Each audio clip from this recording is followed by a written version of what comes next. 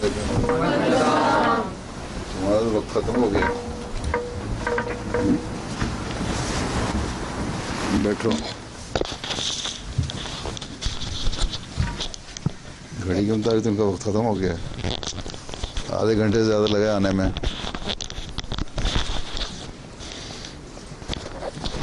ہاں ساروں کو اردو آتی ہے. You understand Urdu? نہ جو اردو آتی ہے نہ انگلش آتی ہے تو پھر سمجھ کس طرح آئے گی میری باتوں کی. خواجہ حیات تلاوت.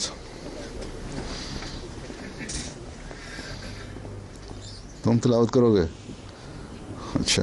اعوذ باللہ من الشیطان الرجیم بسم اللہ الرحمن الرحیم الحمد للہ رب العالمین الرحمن الرحیم مالک یوم الدین ایاک نعبد و ایاک نستعین اہدنا الصراط المستقیم صراط الذین انعمت علیہم غیر المغضوب علیہم ولا الضالین. آمین. اس کے ماں باپ میں سے کوئی جاپانی ہے؟ والدہ جاپانی ہے. اچھا. ترجمہ احمدی آیا.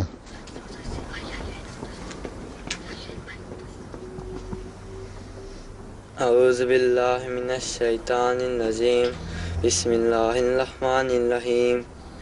慈悲深く恵みあまねくアッラーの皆において、称えあれアッラー万物の主、人事慈悲の主、審判の日の主催者。我らは汝にのみ仕え、汝にのみ救いを恋願う。正しい道に導きたまえ。汝の怒りを被りし人々や踏み迷いし人々の道ではなく、汝が恵みを垂れたまえし人々の道に。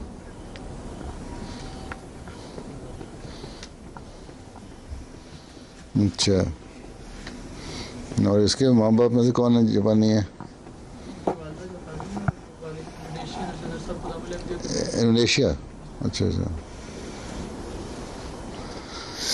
You understand English? No? اچھا. متین احمد حدیث.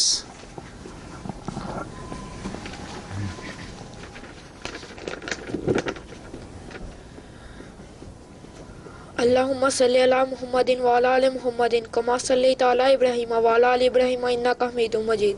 اللہم بارک علی محمد وعلی آل محمد کما بارکت علی ابراہیم وعلی آل ابراہیم انک حمید مجید. ساری دنیا میں درود شریف بڑی جلدی سے پڑھنا سکھایا جاتا ہے. پتہ نہیں آرام سے کیوں نہیں پڑھتے.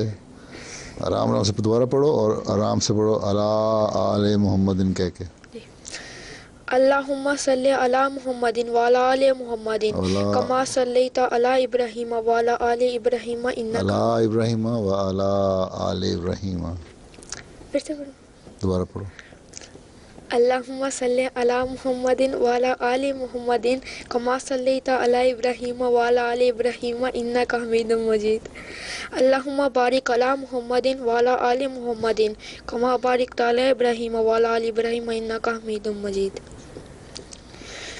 عن ابی ہریرہ رضی اللہ عنہ عن رسول اللہ صلی اللہ علیہ وآلہ وسلم قال کل امر زبال لم یبدأ فیہ بالحمد یقطع وفی روایت کل امر زبال لا یبدأ فیہ بسم اللہ الرحمن الرحیم فہو اقطع. ترجمہ. حضرت ابو ہریرہ رضی اللہ تعالیٰ عنہ بیان کرتے ہیں کہ رسول اللہ صلی اللہ علیہ وآلہ وسلم نے فرمایا ہر قابل قدر اور سنجیدہ کام اگر خدا تعالیٰ کی حمد و ثنا کے بغیر شروع کیا جائے تو وہ بے برکت اور ناقص رہتا ہے. ایک اور روایت میں ہے کہ حضور صلی اللہ علیہ وآلہ وسلم نے فرمایا کہ ہر وہ کام جو بسم اللہ الرحمن الرحیم کے بغیر شروع کیا جائے وہ ناقص اور برکت سے خالی ہوتا ہے. تم خالص پنجابی ہو، بیٹھ جاؤ.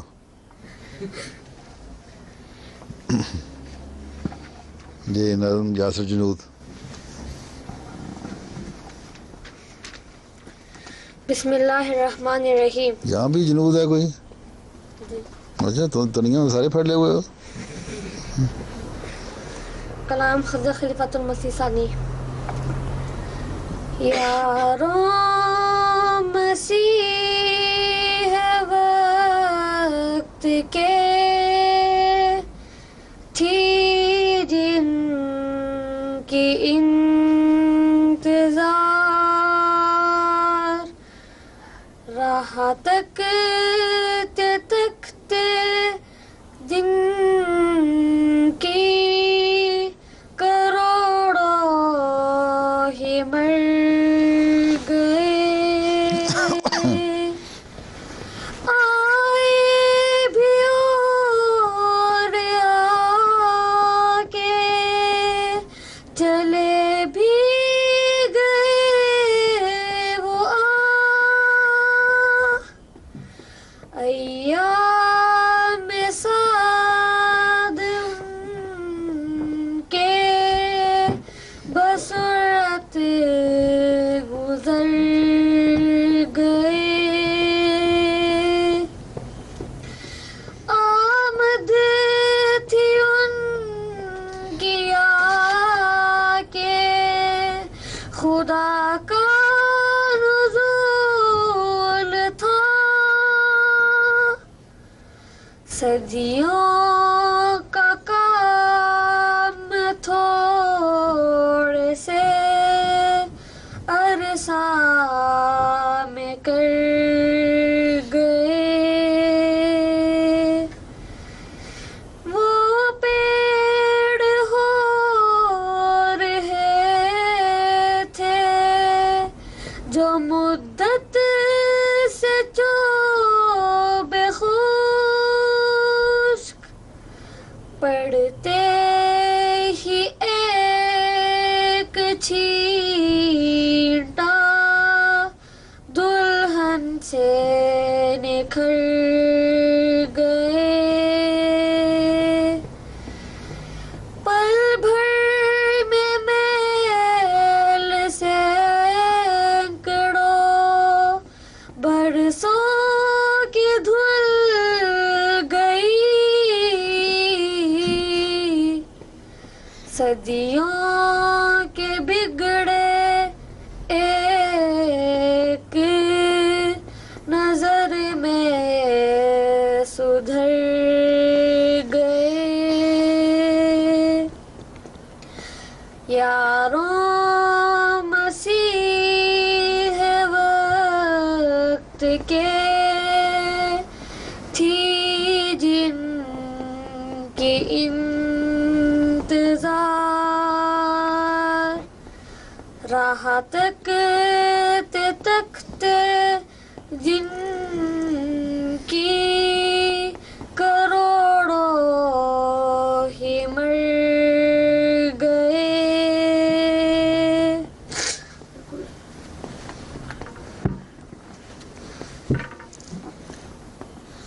ظہور احمد.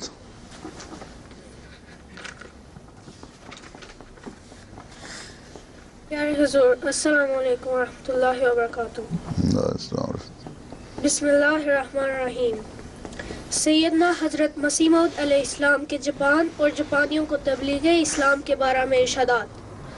26 اگست 1905 نماز ظہر سے قبل مسجد مبارک قادیان میں ذکر آیا کہ جاپان میں اسلام کی طرف رغبت معلوم ہوتی ہے اور بعض ہندی مسلمانوں نے وہاں جانے کا ارادہ کیا ہے.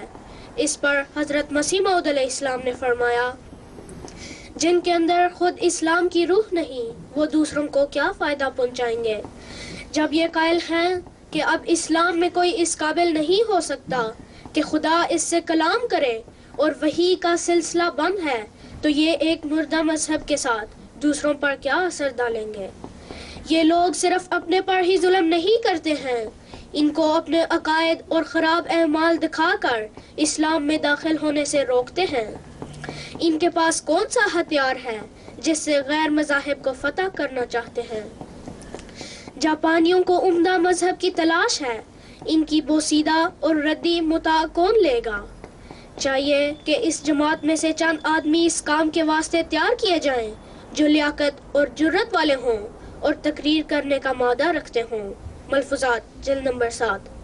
نیز جاپان کے متعلق مزید فرماتے ہیں، ضعف اسلام کے زمانے میں جبکہ دین مالی امداد کا سخت محتاج ہے، اسلام کی ضرور مدد کرنی چاہیے۔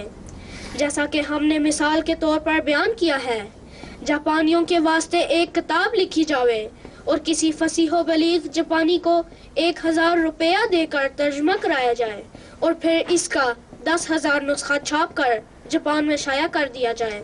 ملفوظات جلد نمبر 8۔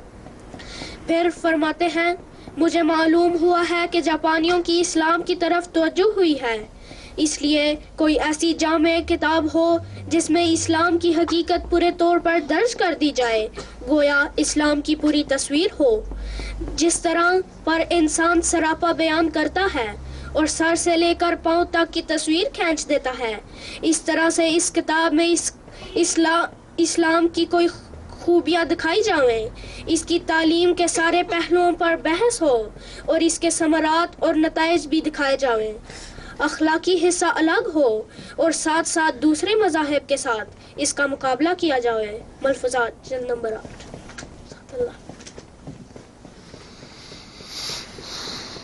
اچھا، مرتاز احمد۔ بسم اللہ الرحمن الرحیم۔ پیارے حضور السلام علیکم ورحمۃ اللہ۔ علیہ السلام۔ میری تقریر کا عنوان ہے جاپان میں احمدیت۔ جاپان میں اشاعت اسلام کے بارے میں حضرت مسیح موعود علیہ السلام کی خواہش کی تکمیل کے لیے مکرم صوفی عبدالقدیر صاحب 4 جون 1935 کو جاپان کے ساحلی شہر کوبے تشریف لائے۔ آپ نے زبان سیکھی، سخت مشکل حالات میں بھی خدمت دین کی ذمہ داری ادا کرتے رہے۔ کچھ عرصے کے لیے آپ اسیر راہ مولا ہوئے۔ آپ کی موجودگی میں ہی دوسرے مبلغ مکرم مولوی عبدالغفور صاحب جاپان تشریف لائے۔ جنگ عظیم دوم کی وجہ سے جاپان میں تبلیغ کا سلسلہ جاری نہ رہ سکا۔ جنگ عظیم میں شکست کے بعد 1951 میں حضرت چودھری محمد ظفر اللہ خان صاحب نے ایک ٹوٹے پھوٹے ملک کی تعمیر و ترقی کے لیے تاریخی کردار ادا کیا۔ 1959 میں مکرم محمد اویس کوبایاشی صاحب ربوہ گئے اور اسلام احمدیت کی آغوش میں داخل ہو گئے۔ حضرت صاحبزادہ مرزا مبارک احمد صاحب جاپان تشریف لائے اور آپ کے دورے کے بعد ستمبر 1969 میں مکرم میجر عبدالحمید صاحب ٹوکیو تشریف لائے اور جاپان میں اسلام احمدیت کی تبلیغ اور اشاعت کا مستقل مرکز قائم ہو گیا۔ 11 ستمبر 1981 کو ناگویا میں ایک مکان خریدنے کی توفیق ملی۔ حضرت خلیفۃ المسیح الثالث نے اس کا نام احمدیہ سینٹر تجویز فرمایا۔ 1989 جماعت احمدیہ کی تاریخ میں ایک یادگار سال ہے، جب جماعت کے قیام پر 100 سال مکمل ہوا ہے۔ اسی سال جماعت کو قرآن کریم کا جاپانی زبان میں ترجمہ شائع کرنے کی سعادت حاصل ہوئی، اور یہی وہ مبارک سال ہے جب سرزمین جاپان نے پہلی دفعہ حضرت خلیفۃ المسیح کے قدم چومے۔ خلافت احمدیہ کی 100 سالہ جوبلی سے قبل 2006 کا سال بھی جماعت احمدیہ کے لیے ایک یادگار حیثیت رکھتا ہے، جب ہمارے پیارے امام حضرت خلیفۃ المسیح الہام سیدہ اللہ بن نصر عزیز جاپان تشریف لائے۔ 12 مئی 2006 کا خطبہ جمعہ جاپان سے لائیو نشر ہوا۔ اس وقت ٹوکیو اور ناگویا 2 مقامات پر جماعت کے مراکز قائم ہیں۔ جاپان میں پہلی مسجد کے لیے جگہ خریدی جا چکی ہے، اور پیارے حضور کی خدمت نے دعاؤں کی عاجزانہ درخواست ہے کہ اللہ تعالی حضرت مسیح موعود علیہ السلام کی خواہش کو پورا فرمائے اور جماعت احمدیہ جاپان احسن رنگ میں اسلام احمدیت کی تبلیغ کرنے والی ہو۔ آمین۔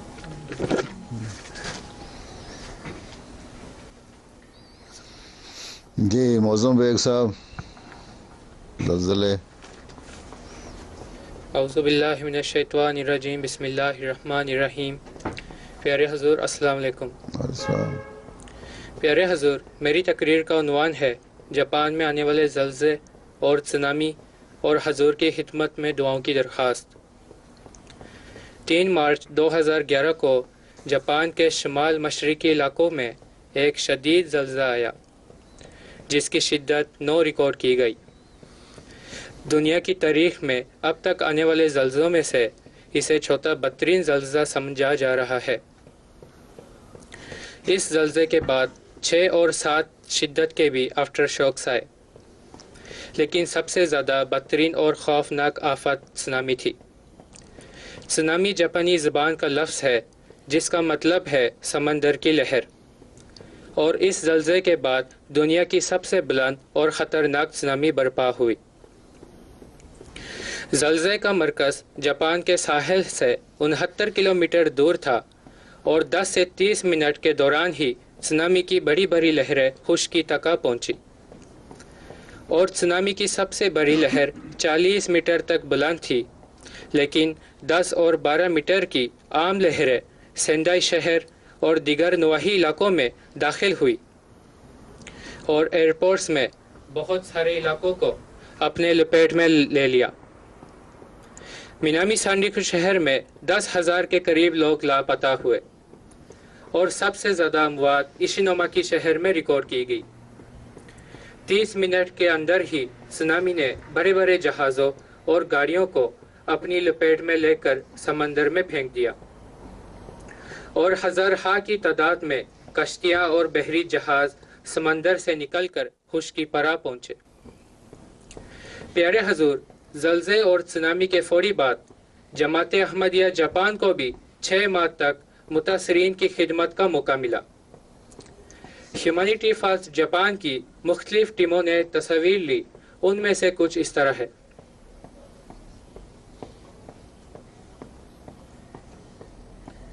پیارے حضور، جاپان میں بکثرت زلزلے آتے رہتے ہیں، اور آئندہ 30 سال کے دوران ناگویا اور ٹوکیو کے علاقوں میں بھی ایک بہت بڑا زلزلے کی بھی پیش گوئی کی جا رہی ہے. جاپان میں اسکولوں کے پہلے دن بچوں کو زلزلوں سے بچنے کی مشقیں بھی کروائی جاتی ہیں اور حفاظتی تدابیر اختیار کرنے کے طریق سکھائے جاتے ہیں.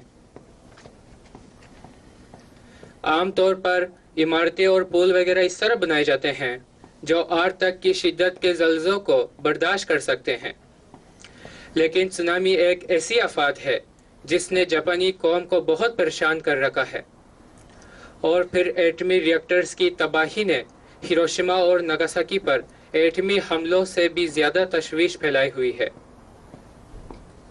پیارے حضور کی خدمت میں دعاؤں کی درخواست کرتا ہوں کہ اللہ تعالیٰ جاپانی قوم کو زلزلوں اور سونامی کی آفت سے محفوظ رکھے اور انہیں اپنے خالق و مالک کو پہچاننے اور اس کی حفاظت میں آنے کی توفیق بخشے. آمین.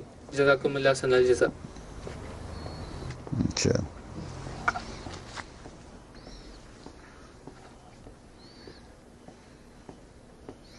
چلو کتنا منٹ کا وقت تھا تمہارے لیے؟ 5 10 15 22 منٹ تو گزر گئے. 25 منٹ تھے ان کے لیے. پھر اب کیا کہتے ہو؟ جی کیا فرماتے ہو؟ کوئی بات؟ السلام علیکم پیارے حضور. تم کون ہو؟ جاپانی ہو پاکستانی ہو؟ میں انڈین. اچھا، جی جی. تو انڈیا میں ساؤتھ انڈیا کے ہو؟ نہیں، نارتھ انڈیا سے. امی بہار سے ہیں، پاپا کلکتہ سے. اچھا، بنگالی ہو؟ جی اچھا. جی، میرا نام محمد طاہر کیوشی ہے. جی، میرا سوال ہے کہ قرآن کریم میں بیان ہے کہ حضرت محمد صلی اللہ علیہ وسلم اس دنیا میں سب سے بڑے نبی ہیں. میرا سوال یہ ہے کہ کیوں اللہ تعالیٰ نے انہی کو اس دنیا کے سب سے بڑا نبی بنایا؟ کیا اور دوسرے دنیا میں اس ارتھ کے علاوہ کہیں اور کوئی انسان کو نہیں بنا کر محمد صلی اللہ علیہ وسلم کو ہی کس لیے انہوں نے بڑا نبی بنایا تھا؟ کسی کو تو بنانا تھا نا. بیٹھ جاؤ. ہیں؟ کسی کو بنانا تھا نا. جی کوئی اور ہوتا تم کہتے اس کو کیوں بنایا؟ جی. پھر سوال یہ ہے کہ سوال تمہارا یہ ہے کہ آن وسلم کے بارے میں یہ ہے کہ سب سے جو اللہ تعالیٰ کو سب سے زیادہ پیارے نبی ہیں، ٹھیک ہے، اور شریعت جو ہے ان پہ کامل ہوئی ہے، ٹھیک ہے، یہی سوال ہے نا؟ تو کہیں جگہ انسان کی جس طرح ڈیولپمنٹ ہوئی ہے، ایوولوشن کا پتہ ہے تمہیں؟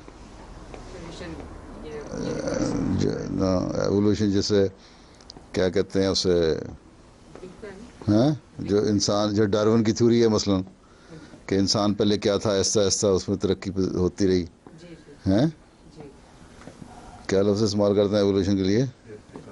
ارتقاء. ارتقاء کا بھی تمہیں نہیں پتہ ہوگا، ایوولوشن کا تمہیں نہیں پتہ. اب سوال ہے کہ سمجھاؤں کس طرح تمہیں؟ جس طرح ارتقاء، انسان پہلے کیا تھا، انسان کی زندگی کوئی چیز نہیں تھا نا، آہستہ آہستہ تھوڑی تھوڑی خصلت انسانی پیدا ہوتی رہیں، پھر دماغ ڈیولپ ہوا، پھر مزید ڈیولپ ہوا. اس طرح جس طرح انسان ڈیولپ ہوتا گیا، ایک آخر زمانہ ایک ایسا آیا جب وہ مذہب کو سمجھ سکتا تھا، اللہ کو پہچان سکتا تھا. تو اس وقت ایک نبی آیا، پھر اس میں مزید ڈیولپمنٹ ہوتی رہیں. آج جو زبان ہے، ہر ایک چیز الیکٹرانک ہے، تو اسی طرح مذہب کا بھی ارتقاء ہوا، ٹھیک ہے. اور ایک جب زمانہ آ گیا جب اللہ تعالیٰ نے سمجھا کہ اب ایک انسان ایسی سوچ رکھنے والا ہو گیا ہے کہ اب مذہب کو کامل اور مکمل کر دے، تو قرآن شریف کی شریعت اتری حضرت صلی اللہ علیہ وسلم پر، ٹھیک ہے. اور یہ تو تمام نبیوں کو پہلے ہی پتہ تھا کہ ایک زمانہ آئے گا جب اس طرح ہوگا، ٹھیک ہے.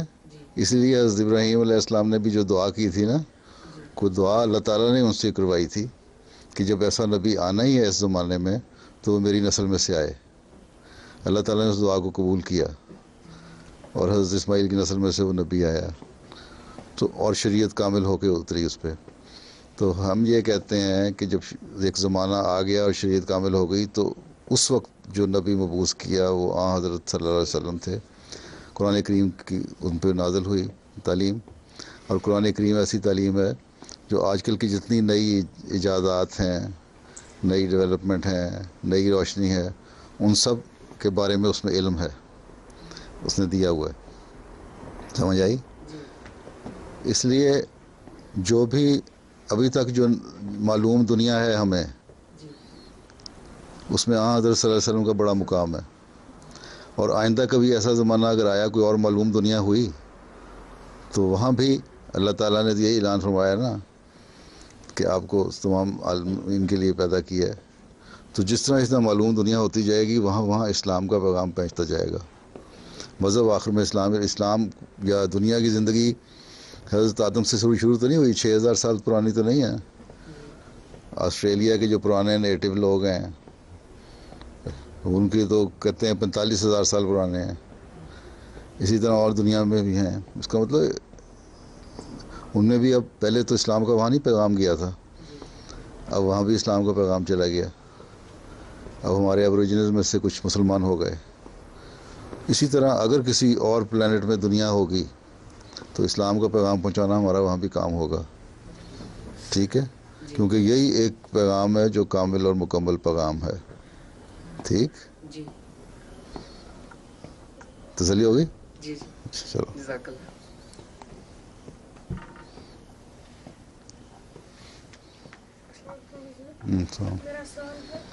میرا سوال ہے کہ یہ حضرت عیسیٰ علیہ السلام کے بارے میں اتنے زیادہ پروفس ہیں کہ وہ جب ان کو سلیپ پہ مارا گیا، وہ وہاں سے اٹھ کے تو کشمیر ہجرت کر گئے تھے. آپ ادھر نہیں اٹھ کے چلے گئے تھے، اتارا. ہاں، ایک بار سلیپ دی گئی، پھر ان کو وہاں سے اتارا گیا، جلدی اتار لیا گیا. پھر 3 دن وہ غار میں رہے، پھر وہاں ان کا علاج ہوا، پھر وہاں سے ایک اور جگہ منتقل ہوئے ہیں. پھر ٹھیک، پھر آہستہ آہستہ سفر کے قابل ہوئے، چلتے رہے. پھر کیا ہوا؟ اور یہ جو کرسچنز ہیں جن کی کرسچنز، ان کی ریسرچ اتنی تیز ہے، لیکن یہ پھر بھی کیوں نہیں مانتے کہ وہ ہجرت کر گئے تھے؟ ان کی ریسرچ تیز ہے، لیکن یہاں آ کے ان کی آنکھیں آندھی ہو جاتی ہیں. بیٹھو. ایک دفعہ ایک عیسائی پادری، پتہ نہیں عیسائی پادری کیا ہوتا ہے، کرسچن، اس سے حضرت خلیفۃ المسیح اول کی بحث ہو رہی تھی، تو انہوں نے اس کو ثابت کیا کہ تم جو کہتے ہو نا تثلیث کی بات کرتے ہو، تین ٹرینیٹی کی بات کرتے ہو، یعنی تین ہے، خدا اور رول قدس اور باپ بیٹا رول قدس ہیں، یہی کہتے ہیں نا کرسچنس، تو یہ سمجھ نہیں آتی، ان کو ثابت کیا کہ تمہارا نظریہ یہ غلط ہے. تو عیسائی پادری جو تھا، جب اس کو کوئی دلیل نہیں نہ آئی تو وہ کہتا کہ تم لوگ ایشین جو ہو نا، ایشین، یہ بات، یہ جو پوائنٹ ہے نا، اس کو سمجھ نہیں سکتے، تم لوگوں کا دماغ ہی نہیں ایسا، ہم جو یورپین ہیں، ہم جو عیسائی ہیں، ہمارا دماغ بڑا تیز ہے. حضرت خلیفہ اول نے کہا کہ شکریہ، تم نے میرا مسئلہ حل کر دیا، کیونکہ عیسیٰ علیہ السلام تمہاری کتابوں کی روح سے بھی ایشین تھے. جب عیسیٰ کو سمجھ نہیں آئی اس مسئلے کی، تمہیں کہاں سے سمجھ آ گئی؟ تو اس لیے کرسچن کا دماغ تیز ہے، یہاں کے اندھے ہو جاتے ہیں. چلو، اور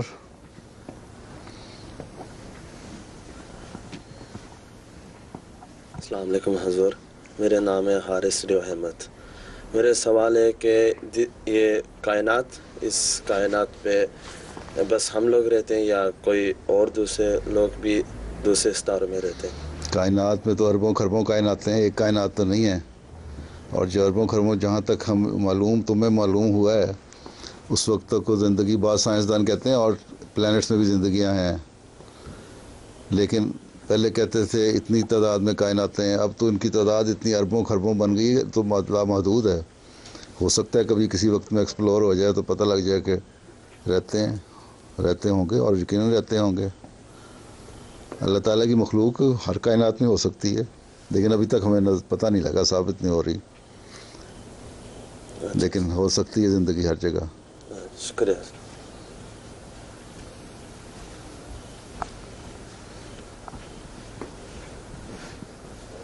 السلام علیکم حضور، میرا نام سید اطہر ہے.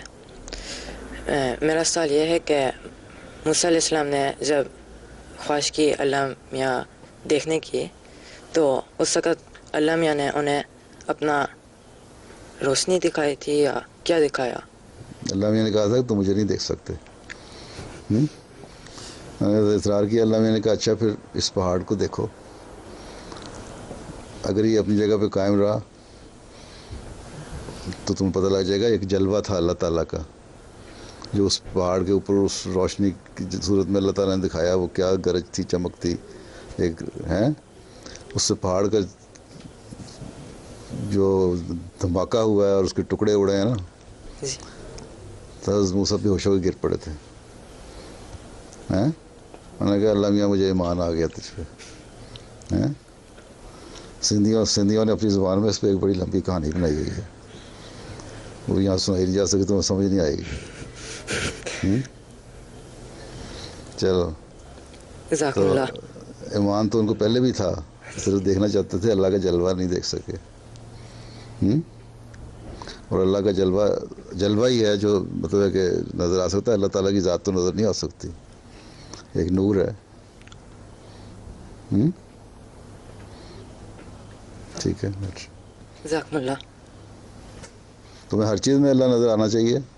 جاپان میں جتنی بڑی بڑی باتیں ہیں، ماؤنٹ فیوجی ہے پہاڑی، وہاں دیکھو، جنگل دیکھو، پہاڑ دیکھو، درخت دیکھو، سبزہ دیکھو، طوفان آتے ہیں وہ دیکھو، تو اللہ تعالیٰ کے جلوے ہی ہیں یہ.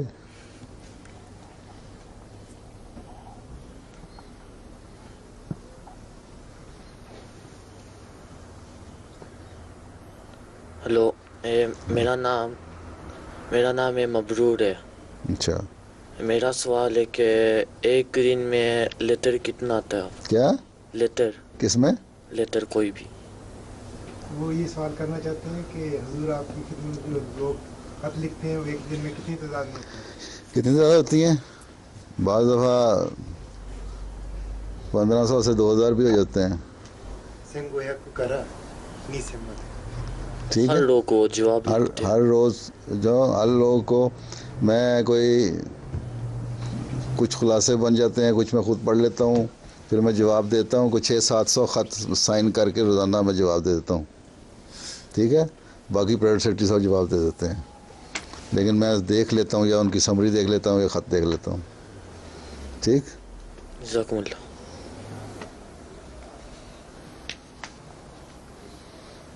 تیرے متین صاحب تمہارا آخری سوال ہے, وہ لڑکیوں کا وقت بھی ہو رہا ہے. اب تم کون ہے, پیچھے تھا کوئی؟ میرا یہ سوال ہے کہ پیارے حضور نے چھوٹے ہوتے ہو کہ سوچا تھا کہ آپ بڑے ہو کر کیا بنیں گے؟ جو سوچا تھا وہ بنا نہیں. نہیں, کیا آپ نے کیا سوچا تھا؟ ویسے آپ نے کیا سوچا تھا کہ آپ بنیں گے؟ بہت کچھ سوچتا رہا, ملتا رہا. پہلے میں ڈاکٹر بننے کی کوشش کرتا رہا, نہیں بن سکا. پھر میں ایک زمانے فوج میں جانے کی خواہش ہوئی, پھر کچھ اور, پھر بہرحال آخر میں کچھ نہ کچھ جو میری دلچسپی تھی نا ایگریکلچر میں تھی, تو پھر وہ ویسے میں نے بھی سوچا تھا کہ ایگریکلچر کروں. اچھا ہے تو ضرور کرو, بیٹھ جاؤ. چلو پھر اللہ حافظ, جاؤ گھروں کو, اپنے گھروں کو نہیں جاؤ, نماز پڑھ کے جانا.